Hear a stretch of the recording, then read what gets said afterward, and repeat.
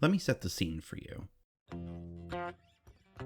It all started back in the year 1992 when the one and only Cartoon Network was first broadcast to TVs everywhere.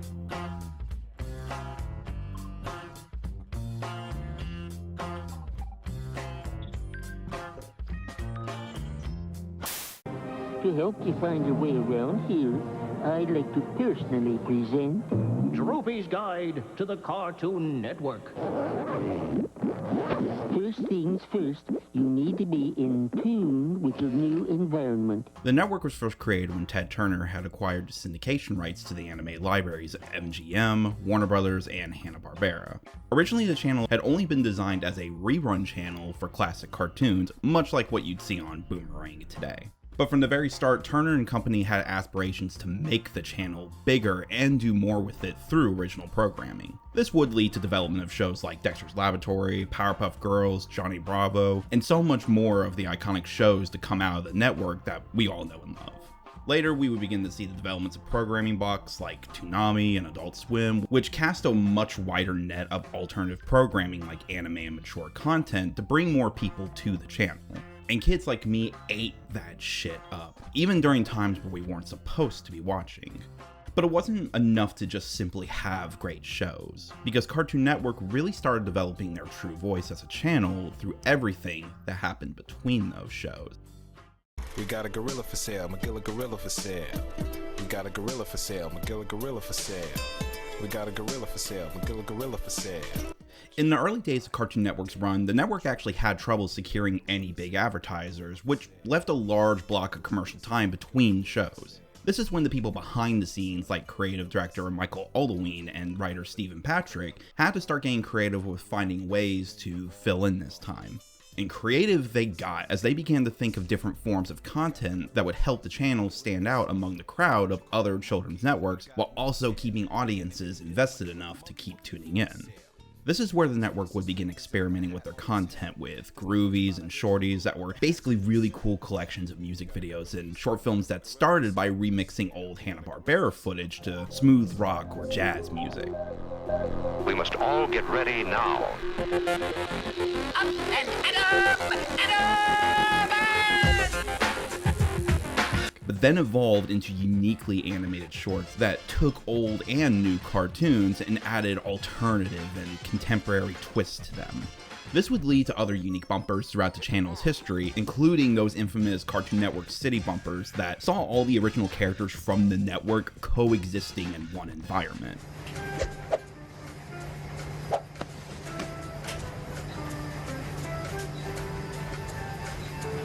Laundry day? Yeah. They would also start getting creative with their marathons, which consisted of different bumpers and events that would coincide with those specific shows being marathoned. For example, you had the Super Bowl parody, The Big Game, which would pair consecutive showings of Tom and Jerry cartoons with bumpers that acted as an ongoing game to see who was better than the other. This kept kids watching the channel at all times and actually influenced them to stay tuned and not change the channel to find other things to watch. This specific event was so successful, the network would make this an ongoing tradition that pitted the likes of Roadrunner and Coyote, as well as Bugs Bunny and Daffy Duck. And that's not even counting the other great memorable events like The Big Pick, Scooby-Doo versus Courage the Cowardly Dog, and The Eternal Summer. And while these started as ways to fill in airspace, eventually they would actually begin to serve a greater purpose as time went on. It started to create an ongoing experience that would interest not just kids, but all kinds of different audiences. And it's not like other channels weren't doing this either, but there was something more inventive happening at Cartoon Network.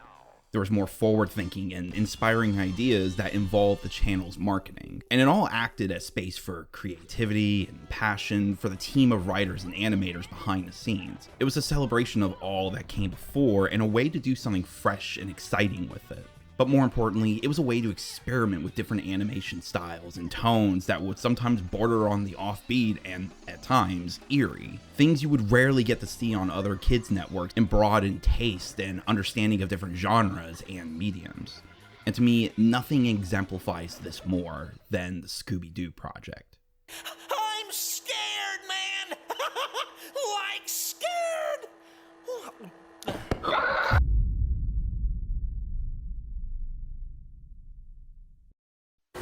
Hello, I'm Velma Dinkley, and this is a documentary of one of our mysteries. That's Scooby-Doo, Red Jones, and Daphne Blake. Hey, how you doing? Of course, I want to play myself in the movie version, and that's Norville Rogers. It's Shaggy! In 1999, Cartoon Network was scheduled to air a 24-hour marathon of the show Scooby-Doo, Where Are You? During Halloween. The network had tasked Steve Patrick, along with animators Chris Kelly and Larry Morris, to produce a series of bumpers and promotional material that could go along with the marathon during commercial breaks. And when they got to brainstorming of what they wanted to create, the three found themselves talking about a small, low-budget movie that at the time had become the subject of utter fascination in the wide world of pop culture and a surprise hit in theaters all across the country. That movie being The Blair Witch Project, a film that consists of recovered footage of 3 students who venture into the Maryland woods to shoot a documentary about a local myth known as the Blair Witch and were never seen again. Talking about this particular film today will get you polarizing reactions. People either love the movie and find it deeply terrifying. Oh my god, what the fuck is that? Dude, what the fuck is that? While others will tell you it's a lame bore and one of the biggest wastes of time. No, you want to stay here, you want to film rocks, you want to look around, you want to fucking go get this, you want to get that. Which way are we walking? But at the time it had come out, it was considered both a piece of innovative filmmaking for its improvisational guerrilla-style shoot, as well as an innovation in marketing that had used the newfangled invention called the internet to convince people that not only was the story of the 3 film students real, but the footage used in the movie was actual final footage of the 3 people before they disappeared. No matter where you land on the movie, it's really hard to deny that it's a movie that had a very specific look and feel that, despite years of dilution with the found footage genre, is still just as iconic now in the same way it was back then. And for Steve, Chris, and Larry, this was something they absolutely had to replicate, which led them to a very interesting idea. The local legend is that one spooky night in 1773, some local people from the town because of a ghost I can't hear you! I can't hear you!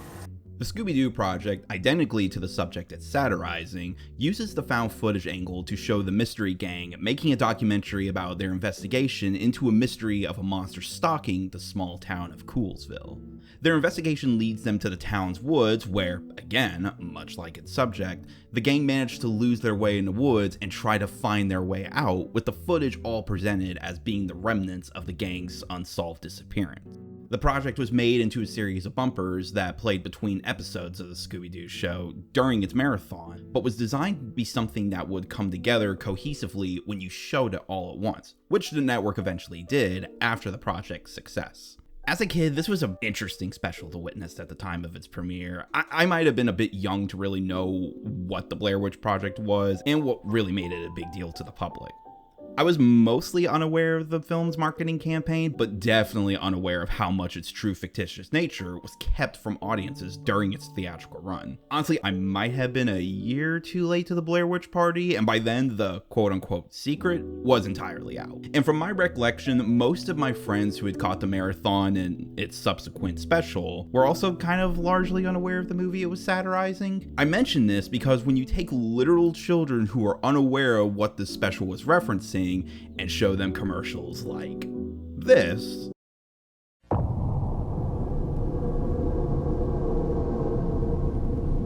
you're watching Cartoon Network. or even this,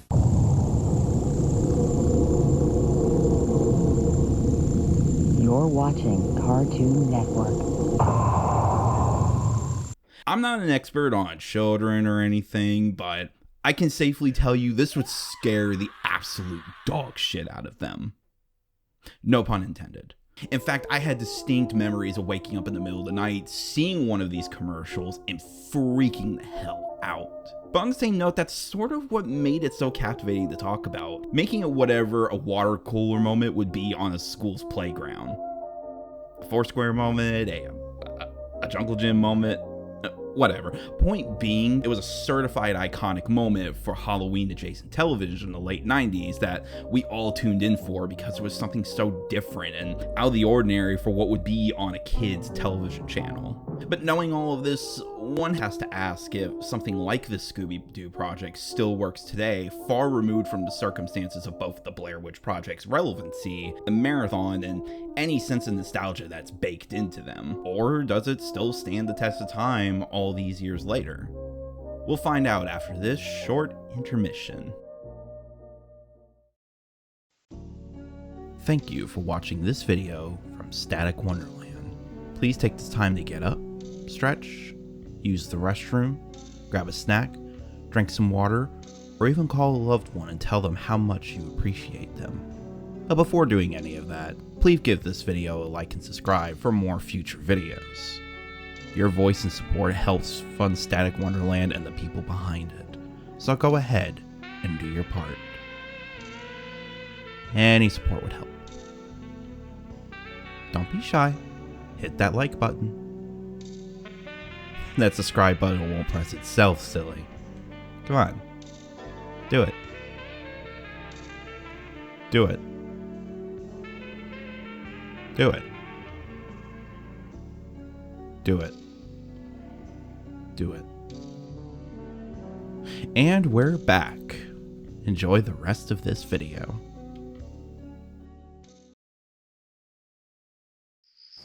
And there it was, standing on a hill above us, claws raised, luring eyes, and a piercing scream like this isn't a ghost story. We were all there. I can only speak from personal experience with the Scooby-Doo Project, but I think what made this as effective for me as a kid was from how much of the overall joke of the special went over my head. Watching it now as someone with a sizable better understanding of what the special is doing, you understand what the joke is and how much it works on two different levels. First, and most importantly, it works as a saturation of the Scooby-Doo show, its standard plot conventions, but mainly the mystery gang relationship with one another. But it also works as a funny way to see what would happen if you place those characters in the plot and the horror of the Blair Witch Project to let that satirization grow throughout the special. Daphne, what is it? What's wrong? I ripped my dress and my stockings and I broke a nail! I lost my scarf. It's my favorite one. In Blair Witch, much of the drama and horror of the film works because you're seeing the dynamic of these three college kids slowly begin to erode from the inside as their situation begins to grow more hopeless. They start to pick at one another, point fingers and blame each other for the dilemma they're in, and begin lashing out in cruel and, at times, violent ways, which is only compounded by the growing number of bizarre and startling occurrences around them and the presence of something watching them from a distance. It creates this series of dread and isolation and highlights the horror that you don't really know the people around you until you're placed in one of the most desperate of situations.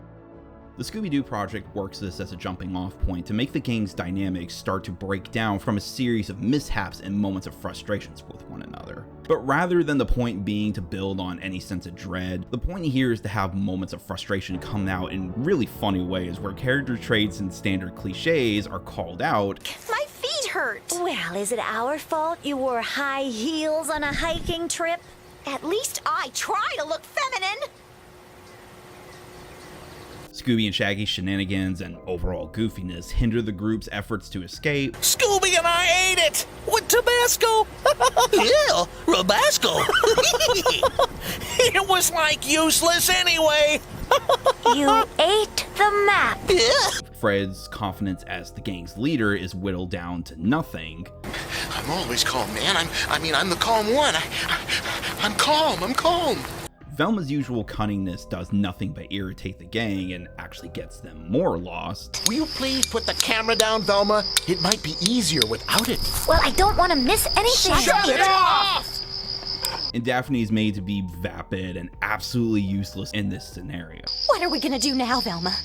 There's no food, no clean clothes. I haven't painted my nails in 2 days! And it all builds off one another and makes the gang just go at each other in ways that are still very funny. Wait up, guys! I lost my glasses! Here we go again. Velma, for crying out loud! A glasses strap? How many times have we told you? A glasses strap! It even makes fun of the mystery format, the monster of the week, and the standard visual jokes of the show. Coming back to the Scooby-Doo Project all these years later, it's actually really surprising to see how much of a really clever parody of Scooby-Doo this was. Especially during the time where the show hadn't yet been parodied and rebranded endlessly like it was throughout the 2000s with a slew of movies and TV shows. It works well as a Scooby-Doo parody just as much as it does for a Blair Witch parody, something that was done constantly at the time of the movie's release, to the point where even the creators of the Scooby-Doo Project were actually worried that the joke would be worn out by the time it got released.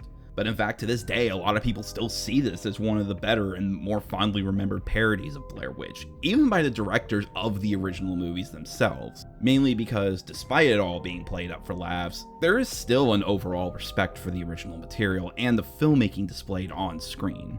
It's something that still shares the spirit of the Blair Witch Project and understands the creative decisions that were made during the filming process and why they're still so effective. And saying all that, I can certainly understand why this scared me and others as a kid, because much of all that horror, well, it's still very effective. As I said earlier, Blair Witch has a very specific look and feel that makes it the notorious movie that it is today. Yeah, lots of movies have used the found footage angle to the point of exhaustion, but even almost 2 decades later, the movie still has a certain indie grit that still looks great and is ingrained with so much purpose. There wasn't anything polished about it, and it adds to the realism which only made the marketing's ruse work that much more.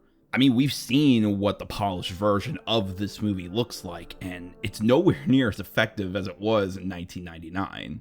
And while I may have some issues with the movie itself, like I'm sure many people do, I still think there are moments that are frightening as hell, and in many ways due to the visual presentation of the movie. And honestly, I think the Scooby-Doo Project is a real testament how effective this was, because Steve, Chris, and Larry might have been a bit too good at replicating this. When watching this today, it's easy to see what makes this scary, not just as a kid, but even to my grown-ass self almost 2 decades later. The special has a pretty unique presentation of 2D cartoon characters imposed on live-action footage, and you have to imagine to a kid that has only seen these characters in the confines of a safe environment of their animated world, it's jarring to see them like this, in the real world where they talk to actual people, walk around in real environments, and with none of the qualities of the show like music or cartoonish sound effects. Like these woods don't look like our regular woods. They look different. What are you talking about? Like, I don't know. Things just look more realistic. Instead, it's very minimal and subdued, which makes moments where these characters are walking around in the dark, screaming in terror, or even being genuinely distraught in ways you'd never see on the show. Daphne, wait! Daphne, come back! Honestly, very frightening. This moment right here. This was supposed to be just another mystery in the woods. We were cocky.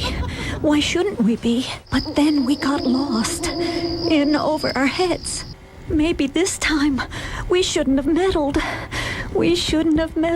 Good lord, that still, to this day, makes my skin crawl because of how divorced it is from the cartoon world and in line with the actual horror you'd see in something like the Blair Witch Project. Even moments that are almost shot for shot of the original movie are still scary like they are in the movie. But I would say this quality and earnest approach to the horror genre adds a certain charm, one that really does capture the spirit of not just the horror genre, but of Halloween as a whole, a holiday that embodies all this spooky yet fun. And I'll add that visually, there really was so much to appreciate here. There's attention to detail that shows how much thought there was to something that at the end of the day were just bumpers. I love the detail of the shadows cast behind Daphne in this shot for how much it places these characters seamlessly in the scene. And you can find little details like that throughout, like when you see characters placed in a moving car or in a shot that has erratic camera movement. Or even this shot of Scooby just taking Scooby snacks from this pile. I love it. I love small little things like that that show that there were creative people in the room putting in effort in making decisions that only strengthen this project. Again, mind you, these were just bumpers that were played between shows and with limited time and money allotted to making them. It goes back to not only what I said about the Cartoon Network being a playground for creativity, but a place where genres and mediums could be played with, experimented on, and made into something that's new but still shows appreciation of what came before. While it's a far cry from what it used to be, Cartoon Network in its early days is something that we may never see again. A place that wasn't worried about ratings, but one that was willing to creatively take chances in hopes that they would find their audience, which they successfully did. The Scooby-Doo Project is a shiny example of that experimentation and creativity. It's a great addition to the Scooby-Doo franchise, a great piece of 90s television, and a small but charming part of the horror genre. A true Halloween classic. And time will never take that away from it.